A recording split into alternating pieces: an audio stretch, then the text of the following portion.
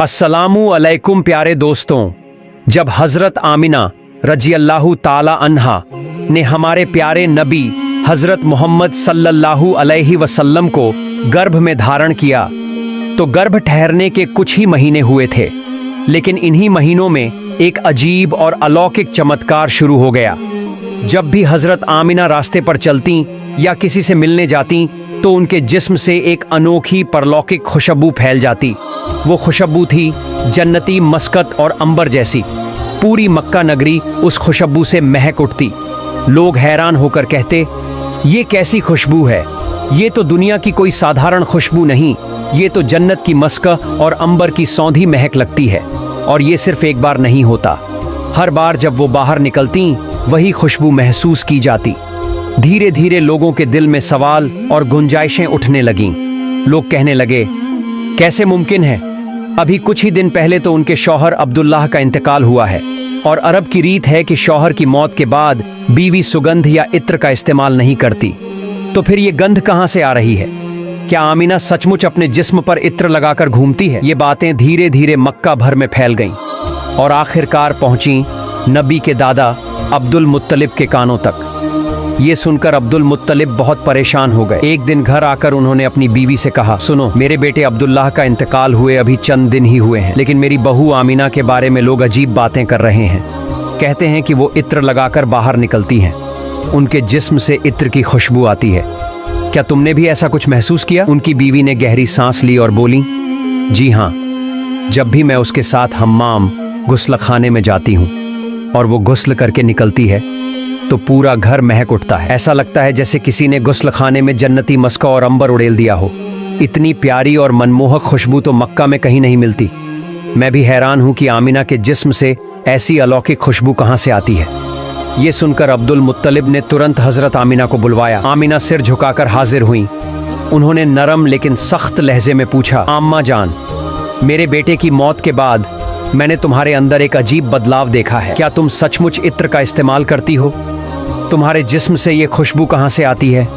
हमें सच बताओ। ये सुनकर हजरत आमिना की आंखों से आंसू बहने लगे। कांपती हुई आवाज में बोली, अब्बा जान, मैं बहुत दिनों से ये बात आपको बताना चाह रही थी लेकिन कह नहीं पा रही थी। आज जब आपने खुद पूछा है तो अब चुप रहना नामुमकिन है। अब्बा जान, मैं कोई इत्र इस्तेमाल नहीं करती, न ही कोई सुगंध लगाती हूँ, लेकिन जिस दिन से मेरे गर्भ में आपके बेटे अब्दुल्लाह का नूर आया है उस दिन से मैं महसूस करती हूँ कि मेरा पूरा जिस्म ही मस्क और अंबर में बदल गया है। अब्बा जान, सिर्फ इतना ही नहीं, मैंने और भी कई अजीब और हैरान कर देने वाले वाकयात महसूस किए हैं। आज मैं आपको सब कुछ बताना चाहती हूँ। एक रात मैं सो रही थी, अचानक मैंने देखा कमरे के भीतर 4 औरतें दाखिल हुईं। उनके चेहरों से नूर की चमक निकल रही थी। उन्होंने मेरी तरफ देखा और कहा, चुप रहो, कुछ मत बोलो। मैं हैरान रह गई और चुपचाप उनकी तरफ देखने लगी। उनमें से 3 को मैंने पहचान लिया, लेकिन एक का नाम मुझे मालूम नहीं हुआ। पहली थी हजरत ईसा अलैहिस्सलाम की वालिदा हजरत मरियम अलैहिस्सलाम। दूसरी थी फिरौन की बीवी हजरत आसिया अलैहिस्सलाम। तीसरी थी हजरत मूसा अलैहिस्सलाम की बहन कुलसूम। उन्होंने मेरे माथे और गालों को चूमा और कहा, हम तुम्हारे लिए तोहफा लाए हैं। उन्होंने मुझे 3 फूल दिए जो अब भी मेरे घर में संभाल कर रखे हैं। उन्होंने मुझसे कहा, आमिना, तुम्हारे गर्भ में जो मौजूद हैं वो आखिरी जमाने के नबी, दोनों जहां के सरदार हबीबुल्लाह हजरत मोहम्मद सल्लल्लाहु अलैहि वसल्लम हैं। हम तुम्हें सिर्फ ये खुशखबरी देने आए हैं। वो जन्नत में हमारे सरदार और हमारे शौहर होंगे। अब वो तुम्हारे गर्भ में अमानत के तौर पर हैं। तुम्हारा फर्ज है कि उनकी इज्जत और हिफाजत करो। ये सुनकर अब्दुल मुत्तलिब दंग रह गए, जैसे कुछ भी समझ नहीं पा रहे हो। आमिना ने फिर कहा, अब्बा जान, मैंने और भी बहुत से चमत्कारी वाकयात देखे हैं। जिस दिन से मुझे एहसास हुआ कि मेरे पेट में बच्चा आया है, उसी दिन से जब मैं सड़क पर निकलती हूँ तो बादल मेरे ऊपर साया कर देते हैं। सड़क की मिट्टी और पेड़ पौधे मानो अहलन सहलन कहते हुए सलाम करते हैं। तब मुझे लगता है जैसे कोई मेरे साथ चल रहा है और कह रहा है, आखिरी नबी के कदमों की आहट सुनाई दे रही है। अब्बा जान, एक और अजीब वाकया आपको सुनाऊं। कल मैं कुएं से पानी लेने गई थी। हर रोज बड़ी मुश्किल से बाल्टी खींचकर पानी ऊपर लाना पड़ता है, लेकिन कल जो हुआ मैं खुद यकीन नहीं कर पा रही थी। जैसे ही मैं बर्तन लेकर कुएं पर पहुंची, बाल्टी खुद ब खुद ऊपर उठी और मेरा बर्तन भरकर मुझे दे दिया। इतना ही नहीं, अचानक मैंने एक अनदेखी आवाज सुनी। कोई कह रहा था, आमिना, जिसको तुमने पेट में लिया है वो सरकार कायनात है। सरकार कायनात को लेकर कुएं तक आने की जरूरत ही नहीं थी। अगर पानी चाहिए होता तो उनके कहने से पानी खुद तुम्हारे घर तक पहुंच जाता। आमीना रोते हुए बोली, अब्बा जान, मैं नहीं जानती ये सब कैसे हो रहा है, मैं कुछ समझ नहीं पा रही, लेकिन हाँ, सब कुछ अच्छा ही अच्छा लग रहा है। मैं बहुत सुकून में हूं, ऐसा लगता है जैसे मैं अल्लाह की रहमत की छांव में हूं। और अब्बा जान, मैंने औरतों से सुना है कि जब कोई औरत गर्भवती होती है तो उसे तरह तरह की तकलीफें होती हैं। हाथ पैर दर्द करते हैं, सर दर्द होता है, उल्टी होती है, बुखार आता है, मिजाज चिड़चिड़ा हो जाता है। मगर मुझे इन 9 महीनों में कुछ भी ऐसा महसूस नहीं हुआ, यहाँ तक कि सर दर्द भी नहीं हुआ। बल्कि इस दौरान मैंने कई अजीब और प्यारे सपने देखे हैं। हजरत मोहम्मद सल्लल्लाहु अलैहि वसल्लम के दादा अब्दुल मुत्तलिब काबा शरीफ के पास जाकर दिन रात अल्लाह से दुआ किया करते थे। वो रोते हुए कहते, ऐ अल्लाह, मेरा बेटा अब्दुल्लाह इस दुनिया में नहीं रहा, लेकिन उसके घर एक बच्चे का जन्म होने वाला है। ऐ अल्लाह, तू उस बच्चे की हिफाजत कर और मेरे बेटे अब्दुल्लाह की नस्ल को बाकी रख। रसूलुल्लाह सल्लल्लाहु अलैहि वसल्लम के तमाम चाचा भी बेसब्री से इंतजार कर रहे थे, कब हमारे भाई अब्दुल्लाह के घर ये बच्चा पैदा होगा। दिन ऐसे ही गुजरते रहे। इधर यहूदियों की किताबों में एक साफ भविष्यवाणी मौजूद थी। उसमें लिखा था, जब आखिरी नबी की आमद करीब होगी तो आसमान पर एक रहस्यमयी लाल तारा चमकेगा। वो तारा उनके जन्म से ठीक 10 दिन पहले नजर आएगा। पीढ़ी दर पीढ़ी यहूदी आलिम इस निशानी को याद रखते आए थे और फिर वो घड़ी आ पहुंची। एक रात आसमान पर अचानक एक तेज लाल तारा चमक उठा। उसकी मौजूदगी ऐसे लग रही थी जैसे ऐलान कर रही हो, अब एक महान इंसान इस दुनिया में आने वाले हैं। यहूदियों के बीच हलचल मच गई। उनके आलिम लोगों को जमा करके बोले, ये वही लाल तारा है, यानी अब सिर्फ 10 दिन बाकी हैं। आखिरी नबी इस दुनिया में आ रहे हैं। जल्दी करो, जाओ मदीना और देखो क्या वहां कोई ऐसी औरत है जिसके बच्चे के पैदा होने का वक्त आ पहुंचा हो। यहूदी काफिला मदीना की तरफ रवाना हुआ। वहां जाकर उन्होंने हर गर्भवती औरत की हालत पूछी, लेकिन वो हैरान रह गए। किसी ने कहा अभी 2 महीने बाकी हैं, किसी ने कहा अभी 3 महीने बचे हैं। कोई भी ऐसी औरत नहीं थी जिसके यहाँ सिर्फ 10 दिनों में बच्चा पैदा होने वाला हो। नाउम्मीद होकर वो अपने आलिमों के पास लौटे और बोले, मदीना में तो ऐसी कोई औरत नहीं मिली। आलिमों ने कहा, तो फिर अब मक्का जाओ और वहां खोज करो। फिर यहूदी मक्का पहुंचे, घर घर जाकर पूछताछ करने लगे। आखिरकार उन्हें खबर मिली कि मक्का में 5 औरतें हैं जिनके यहाँ बच्चा पैदा होने वाला है।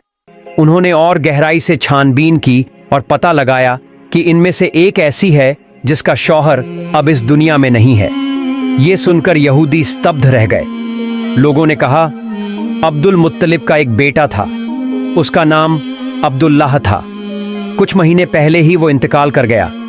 उसकी बीवी गर्भवती है और बहुत जल्द उसके यहाँ बच्चा पैदा होने वाला है। ये सुनते ही यहूदी ऐसे लग रहे थे जैसे पत्थर बन गए हों। उनके चेहरों पर मायूसी साफ झलक रही थी। उनकी आंखों से आंसू बह निकले। रोते हुए उन्होंने अपने आलिमों से कहा, हाय अफसोस, नबूवत का नूर हमारी कौम से निकल गया। अब वो मक्का की तरफ चला गया, एक गरीब घराने के उस यतीम बच्चे की तरफ। वो गौरवमयी पल मानो पूरे आसमान, जमीन, पक्षी, हवाएं और हर जिंदा चीज बेसब्री से इंतजार कर रही थी। सब कुछ एक अजीब और अलौकिक उम्मीद में था। आखिरकार वो बरकतों भरी रात आ गई, वही रात जिसके लिए कायनात शुरू से इंतजार कर रही थी। आज वो पैदा होंगे जिनकी रोशनी हर अंधेरा मिटा देगी। आज वो पैदा होंगे जिनकी वजह से ये सारी कायनात बनी है। उस रात हजरत आमिना रजी अल्लाह ताला अन्हा के पेट में हल्का दर्द हुआ। उन्होंने महसूस किया, शायद आज ही मेरे बच्चे का जन्म होने वाला है। उन्होंने ये बात अब्दुल मुत्तलिब को बताई। तब नबी सल्लल्लाहु अलैहि वसल्लम के दादा अब्दुल मुत्तलिब अपने मोहल्ले की एक औरत जिसका नाम शिफा था, उसे बुलाकर बोले, आज रात तुम आमिना के पास रहना, क्योंकि मेरे बेटे अब्दुल्लाह के घर में आज एक बच्चा पैदा होने वाला है। रात गहरी होती गई, चांद भी मानो खामोशी से बादलों में छिप गया। हजरत आमिना रजी अल्लाह ताला अन्हा कहती हैं, जिस रात मेरा बच्चा पैदा हुआ उस रात हमारे घर की हालत इतनी गरीबी की थी कि हमारे पास दिया जलाने का तेल भी नहीं था। इसी तंगी में मेरे प्यारे नबी हजरत मोहम्मद सल्लल्लाहु अलैहि वसल्लम इस दुनिया में तशरीफ लाए। उस रात अब्दुल मुत्तलिब और उनके बेटे घर के बाहर बैठे थे। ताकि अगर कोई दिक्कत हो तो फौरन इलाज का इंतजाम कर सकें।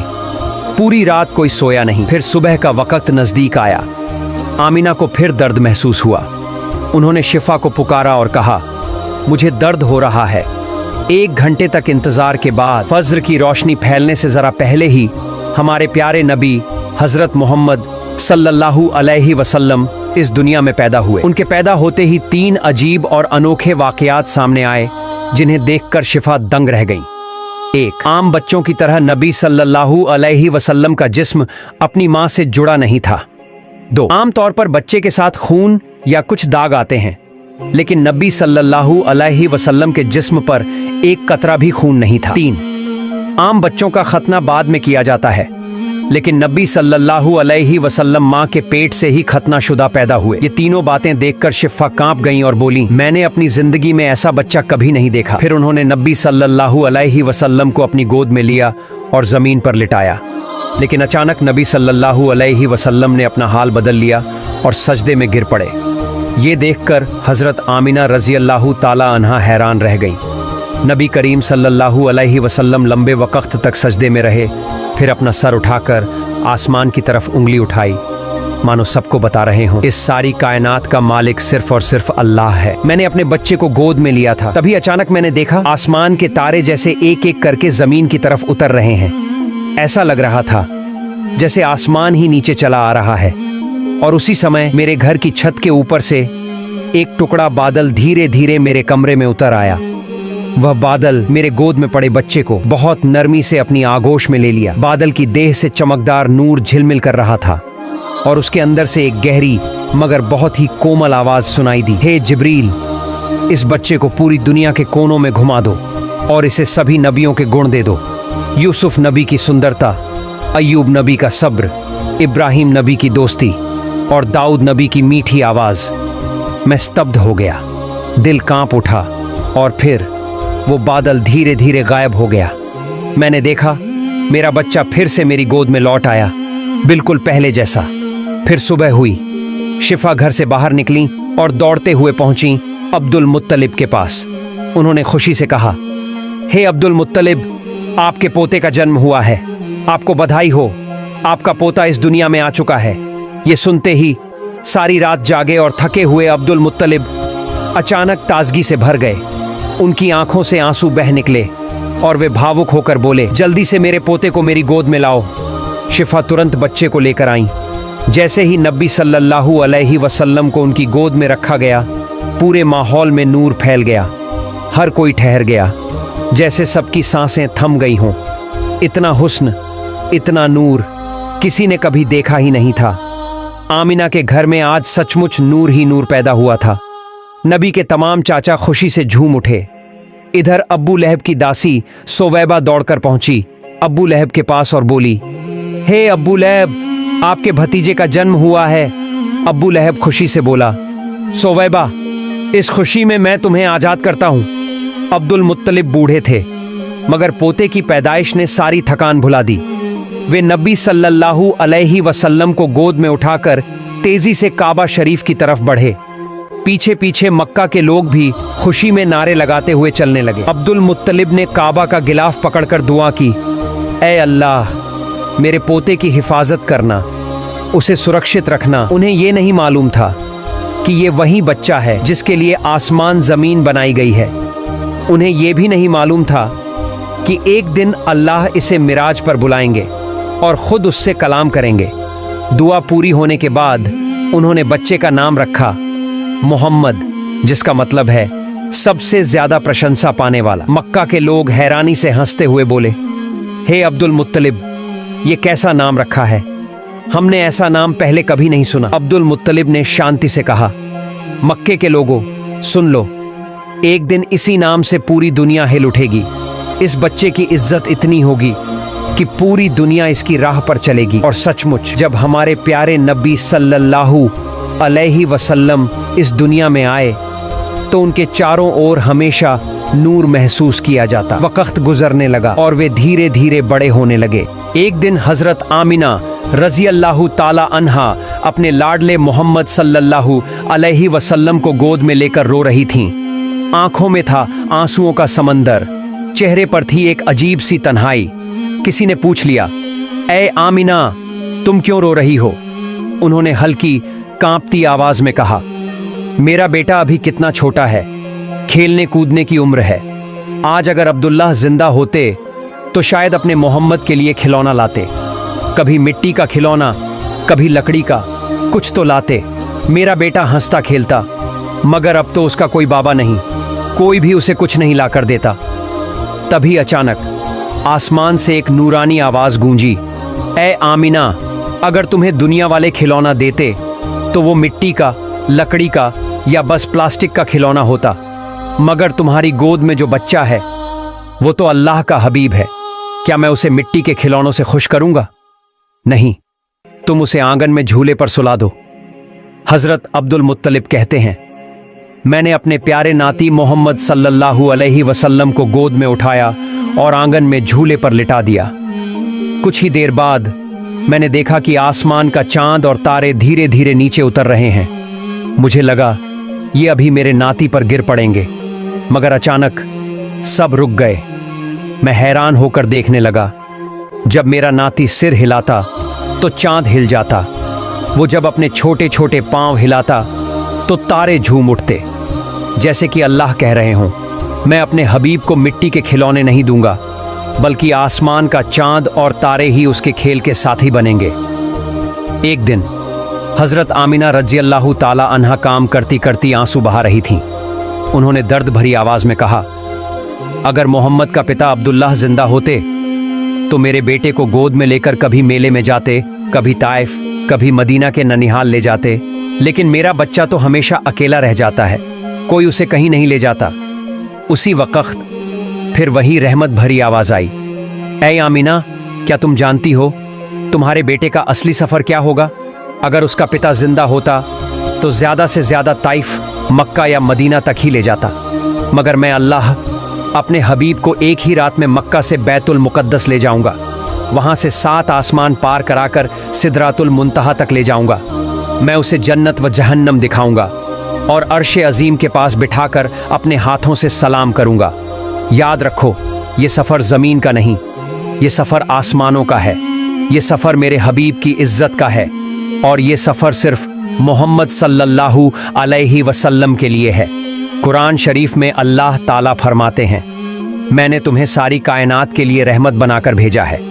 हाँ, आखिरी नबी हजरत मोहम्मद सल्लल्लाहु अलैहि वसल्लम दुनिया के लिए रहमत बनकर तशरीफ लाए। मशहूर रिवायत है कि नबी सल्लल्लाहु अलैहि वसल्लम का जन्म सन 570 ईस्वी 12 रबीउल अव्वल सोमवार के दिन मक्का मुकर्रमा में कुरैश कबीले के हाशमी खानदान में हुआ। उनकी पैदाइश से पहले अरब में अकाल था, लेकिन उनके पैदा होते ही वो अकाल खत्म हो गया। घर घर में खुशी छा गई, क्योंकि उसी साल कुरैश ने अब्राहा की हाथियों वाली फौज पर भी जीत हासिल की थी। लोगों ने उस साल को साल फतह यानी जीत और खुशी का साल कहा। तो दोस्तों, अगर आपको ये वीडियो अच्छा लगे तो लाइक, कमेंट और शेयर करना न भूलें। अल्लाह हाफिज।